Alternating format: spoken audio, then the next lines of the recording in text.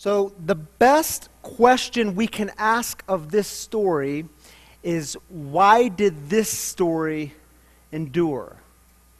Like, why did people bother writing it down? Why did those early Jesus followers retell this story? What does this story have to say about who God is? What does it have to say about what it means to be human?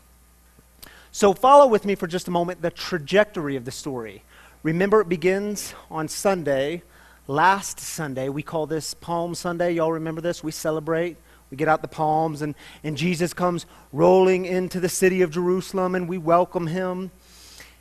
And then after that, early in the week, Jesus rolls into the temple in Jerusalem. And when he goes into the temple, he starts turning over the tables of the money changers, disrupting the whole economic and religious system.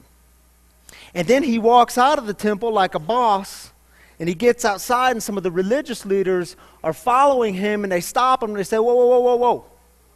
What gives you the authority to act like this? Come on, man, we need the sign of your authority. And do you remember how Jesus responds? All right, y'all need a sign? Yeah, destroy the temple, and in 3 days, I'll rebuild it. But of course, Jesus wasn't referring to a building. He was referring to himself. And then on Thursday night of the same week, he gathers with his disciples, his friends, for a meal. And he essentially says to them, look, I am going to be killed. That's where this whole thing is headed.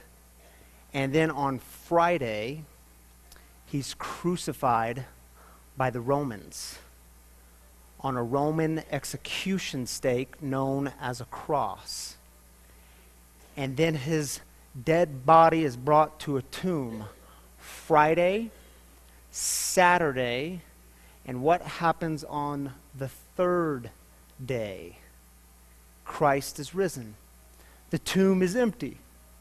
But here's the thing. Do you know what no one was saying when they heard the news?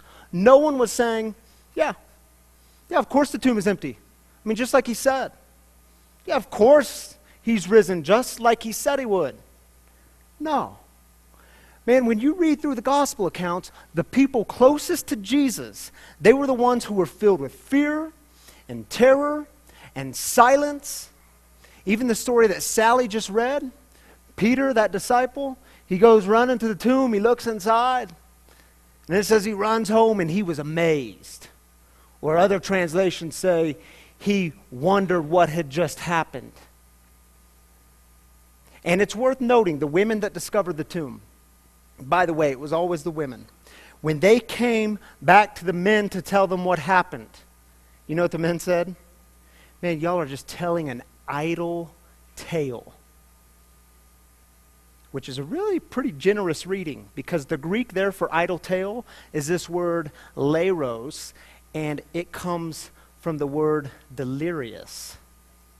They're saying, y'all are just delirious. You're making this stuff up. Man, no one expected resurrection. Why did this story endure? Is it because this story meets us exactly where we are? Because the truth is, we don't expect resurrection either. When things start to fall apart, when the world starts to fall apart, we don't expect new life. And think about it. New life, the earliest stages of new life, man, it all feels a bit delirious, doesn't it? I mean, think about your own life. When have you experienced new life? It's confusing. It can leave you wondering, what in the heck just happened? Why does this story endure? In John's gospel, resurrection is the 8th sign. Well, come on, Ryan, why is that important? Because in Jewish thought, they loved numbers, and 7 was the number of completion, the number of the days of the week. The 8th sign, resurrection, was a new day of a new week. It was a story of a brand new day, of a brand new week happening in creation. But it all points to a bigger question, doesn't it? And it's that question that just kind of haunts us. That haunting question of, is this just the way it is?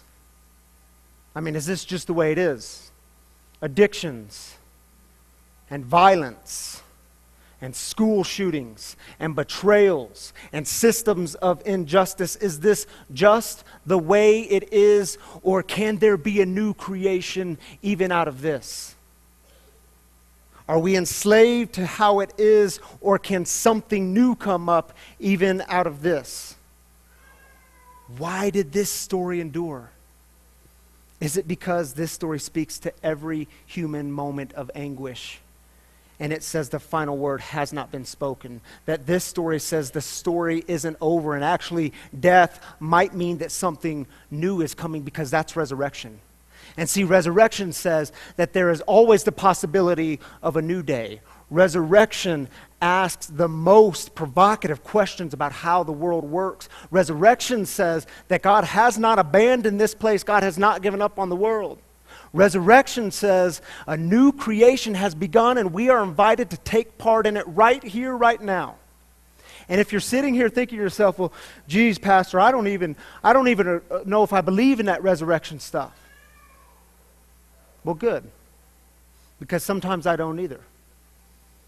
I mean, the truth is I can be filled with the same cynicism that you get filled with. I can start to live up in here in my head, and it's really easy to start believing into that lie that says, this is just the way it is. Oh, come on, Ryan, you know this is just the way it is. Nothing new is ever going to happen. This is just the way it is. And see, when I get there, when I get stuck there, I have to be reminded that this story is not about resuscitation, it's about resurrection. And the two are very different. You see, resuscitation, that story is, in the words of my 5-year-old daughter, who loves to put her hands on her hip and say this word, boring. It is a boring story because it is all about something old coming back to life. The old thing being restored. Man, that's boring. That will always be a boring story. Resurrection is better because resurrection says the whole thing is being made new. And that, my friends, is fascinating. Because we don't want resuscitation, do we? I mean, I get it. It's tempting in the time. When you're going through the pain and the darkness and the despair, the death, the grief, yeah, we want resuscitation. Just resuscitate the old thing. Make it the way it used to be. But you know you can't go there. That's not really what we need. We need resurrection. A new thing. A breakthrough. One that begins with death and darkness and then bursts forth in new life. Man, isn't that what we long for? And be honest, if you don't find it a little hard to believe in resurrection, then you might not be taking the significance of death and new life seriously. Why did this story endure? Because it's those moments where you say to yourself, new life? Here? Man, not a chance. Not possible. And I get it, you might not be able to grasp it. It might seem so unimaginable, so impossible, and you might have all kinds of questions that come up, and that is precisely the place where Easter happens. That's where God is. Why does this story endure? Because when you find yourself assuming that it's over, that the thing is lost, broken, when it seems destroyed and you swear to yourself it can never be put back together again, resurrection comes in and says, hang on. The last word hasn't been spoken yet. We might be just getting started. The story isn't over. Death and darkness do not have the final word. And that, my brothers and sisters, is the good news of Easter.